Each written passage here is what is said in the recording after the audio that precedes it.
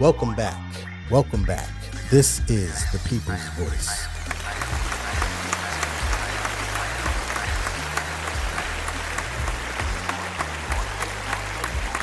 I am Trey Evans, and I am the People's Voice. Thank you again for checking out the podcast this week. As always, it is greatly appreciated. The People's Voice podcast is an investigative news podcast where I'm dedicated to covering social issues and stories that I feel have either been overlooked, underreported, or buried by mainstream and social media. The purpose of the podcast is to shed light on those issues and topics. Hopefully I can offer some insightful analysis, recommendations, and actionable solutions to address those issues and topics that I cover. The People's Voice podcast can be heard on all podcasts and music streaming platforms. And then we also put a video out on YouTube every Wednesday as well for those of you who would like to watch the podcast. But in any event, we say welcome and welcome to the People's Voice podcast.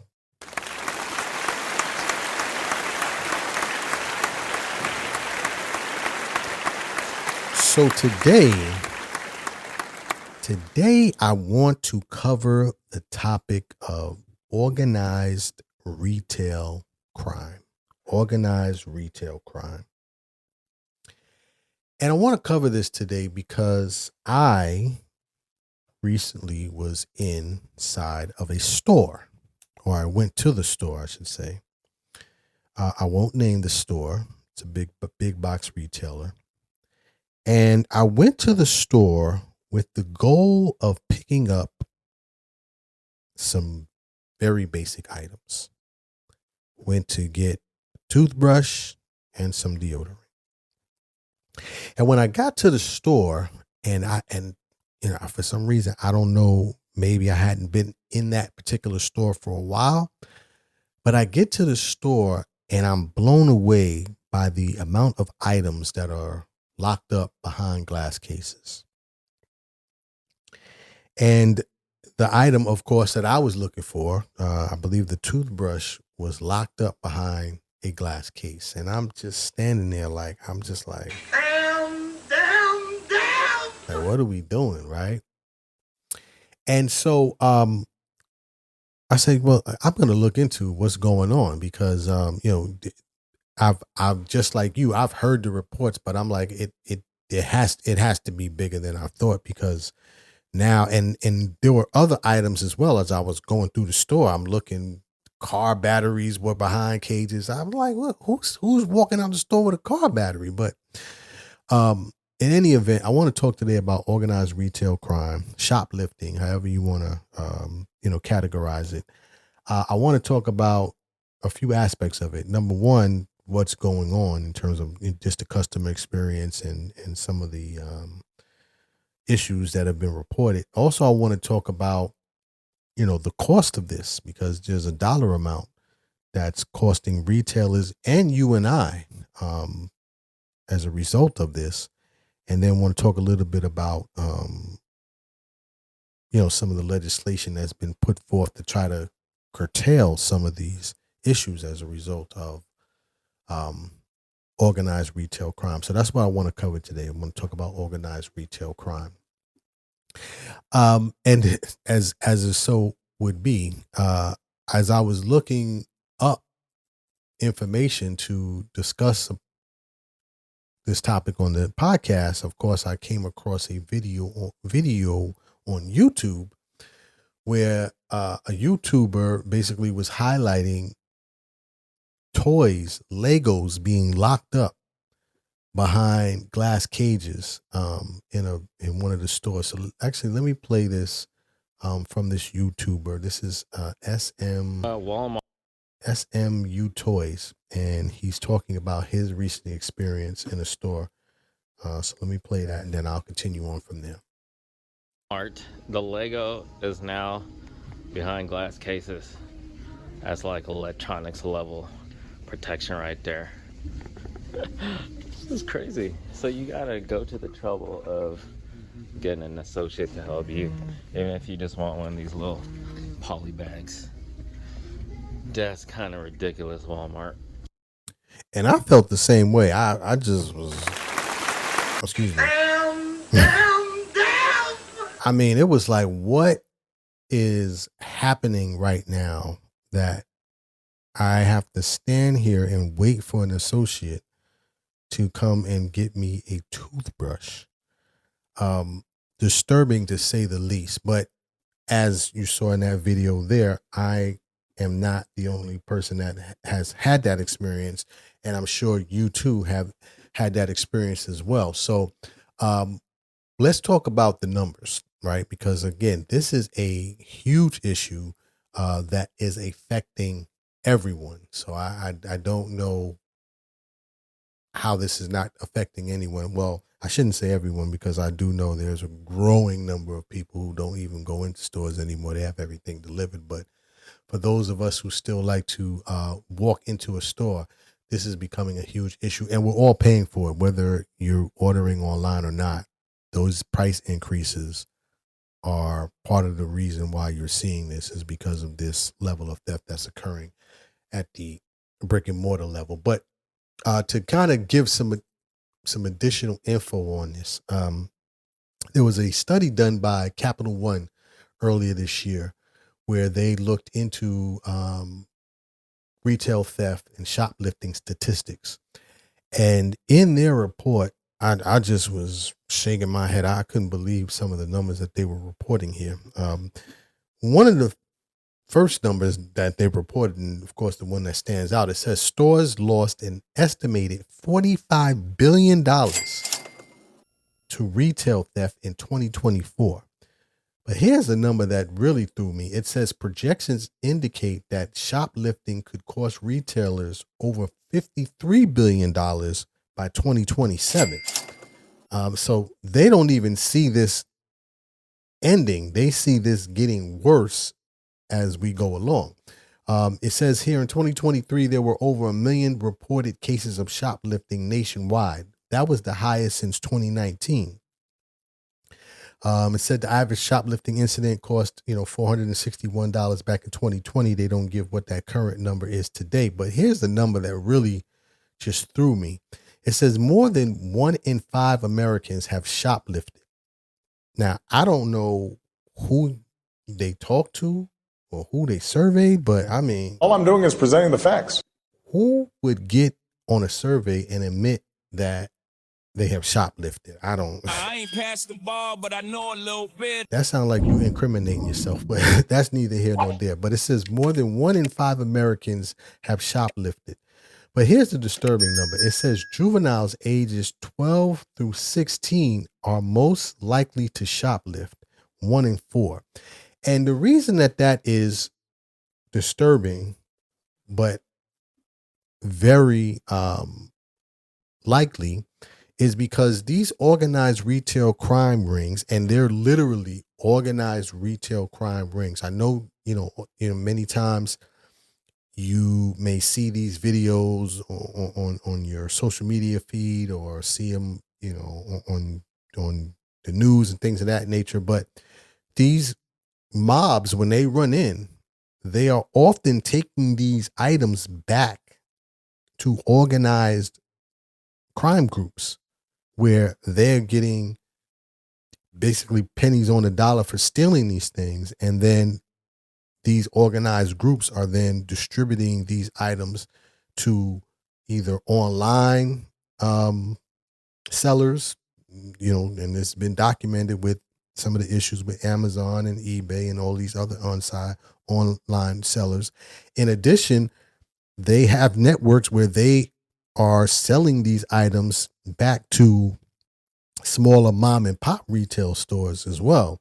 So just don't think that this is just a bunch of young people with nothing better to do running into these stores. No, there are actual crime organizations that are supporting this and making profit off of this as well, and utilizing these young people to do that. So I thought that was very interesting. In addition, it says that stores catch shoplifters roughly 2% of the time, and the average shoplifter is arrested once out of every 100 incidents. So the chances of them actually being caught for doing this is very, very low. In addition, these organized retail crime organized retail crime rings, they are also very much aware of the laws in the states that they have these young people committing these crimes, and also that they're committing these crimes in. And what I mean by that is, in every state, there is a different law in terms of what the threshold is for individuals to be charged with a felony for stealing items out of the store. Matter of fact, I was reading a report here from the Organized Retail Crime Resource Center. And in that article, they detailed the different amounts that would cause someone to be either charged with a felony or a misdemeanor. So in most states, if individuals are caught stealing items out of a store that are less than $1,000, then those individuals are hit with nothing more than a misdemeanor, which in most states is just a ticket, what they call a bench ticket, or a ticket, a court appearance, kind of like when you get caught speeding or doing something else over the limit. So there's no real jail time or penalties that are assessed to these individuals. So now you have the report from Capital One showing that only 2% of the time do they actually get caught, 1 in 100 incidents. And then you combine that with the fact that these organized retail crime organizations know the law. You have the recipe of what you're seeing today, which is a tremendous, tremendous issue that is leading to massive issues with store closings and increased pricing. So it's not just inflation. A lot of this is also associated with the amount of theft that's taking place. Just to kind of close out on that, in that report from the Organized Retail Crime Resource Center, they also highlighted Prop 47, which was recently passed in California.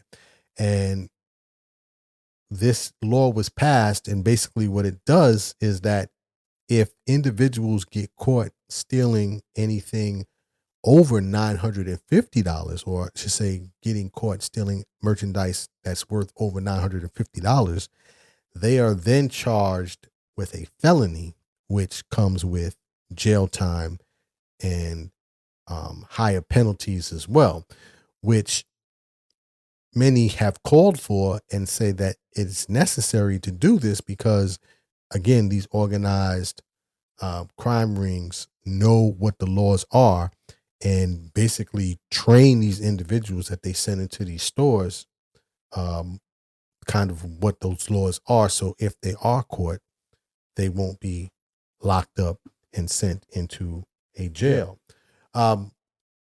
Matter of fact, in the state of Maryland, they have recently passed a law to try to combat this as well. And in their law, they passed what they call a multi-county theft law. So because the counties are so closely aligned in the state of Maryland, individuals would go into one county and steal, let's say, $800 worth of stuff, and then go into another county and steal $900 worth of stuff.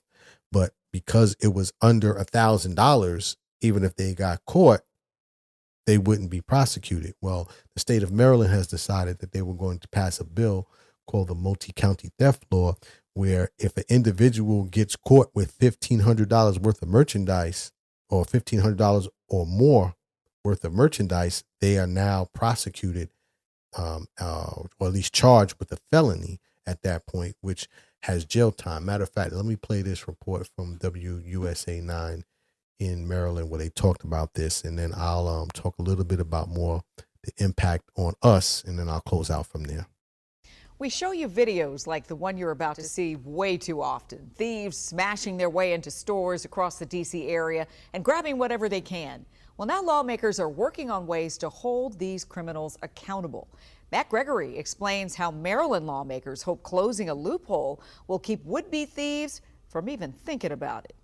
Here's how shoplifting and retail theft law used to work in the state of Maryland. If someone came to downtown Silver Spring and stole $1,500 worth of items or less, and if that same person came just a few miles over, stole the same amount of items, according to Maryland law, that would just be a misdemeanor, meaning no mandatory prison time. And it's that loophole that Maryland retail experts believe led to a dramatic rise in crime. Organized retail crime has grown dramatically, especially in the past 10 years. Kaylee Locklear from Maryland's Retail Alliance represents all types of businesses, from the big box stores to the grocery chains, all the way down to the mom and pop shops. They absolutely cannot just file with insurance and insurance reimburses them for the value of the goods that are being stolen. She says the increase in flash mobs and smash and grabs across the state of Maryland rattled retailers. And when you hear from large retailers what these numbers are, we're talking about millions of dollars in Maryland alone for one company. And this year, Maryland's lawmakers listened, passing Senator Ron Watson from Prince George's County's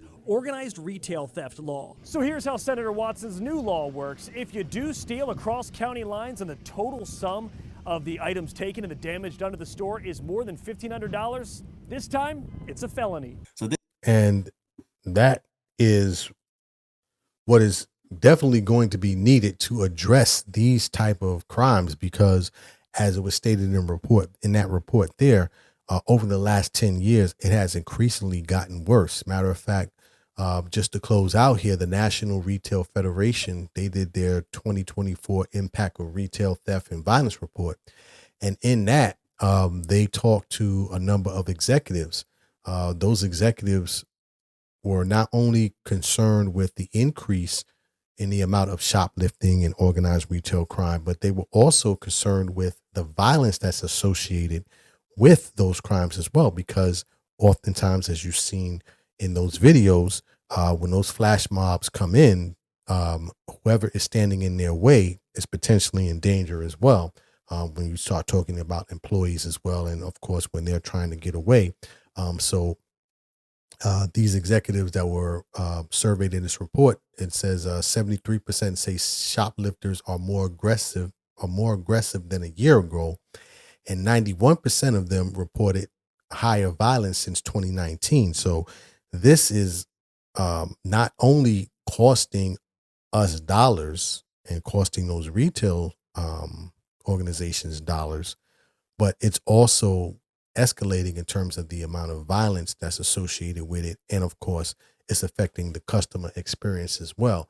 Last but not least, I also want to point out that it is also affecting jobs. There was a meeting earlier this year where you had various members of the U.S. Senate Judiciary Committee, where they were talking about developing a task force to address these issues. In that, you had Summer Stephan, who's the president of the National District of Attorneys Association. She was quoted in saying, and she's out of California, she was saying that not only is this having an effect on the stores and the violence, but people are losing jobs as well. She says when organized crime becomes rampant within a community, stores close and reduced hours usually follow. She says each store closure and reduction of hours directly translates to a job loss or hours for all employees at that location. Also, it goes on to explain in this article from News from the States, it says that in 2022, the U.S. Chamber of Commerce reported that more than 650,000 jobs were lost nationwide due to organized retail crime. So this is a super major issue. And again, it's only going to lead to less access for individuals, especially for those who live in areas of a neighborhood or a city or a town where it has already been a desert in terms of getting access to stores. You're going to have a lot of those stores closing, which is going to affect those individuals. Then you also have the issue with the increased amount of pricing that comes along, because when they put these security devices in place, there's a cost for that they have to pay for that. And then, as was noted here, you have the increase in violence and potential job loss, which is definitely going to affect each and every one of us as well. So this is big. And I want to, like I said, shed some light on it. Came from my own experience, that, I was very disturbed, to say the least, that I had to wait to purchase a toothbrush. But now I understand, and I hope that you too understand kind of the scope of what's going on. And hopefully these laws can be put into place to prosecute these, to turn down the activity here with the retail theft in the stores. But that's my time for today. If you want to leave a comment, you can reach me at the People's Voice Podcast on Instagram. And you can also reach me at I am Trey Evans on YouTube. When we post a video there, you'll be able to leave a comment. All comments are welcome. But as always, dreams are not just for sleeping. Please wake up and live your dreams. My name is Trey Evans, the People's Voice. Tell somebody about the dream. Salute.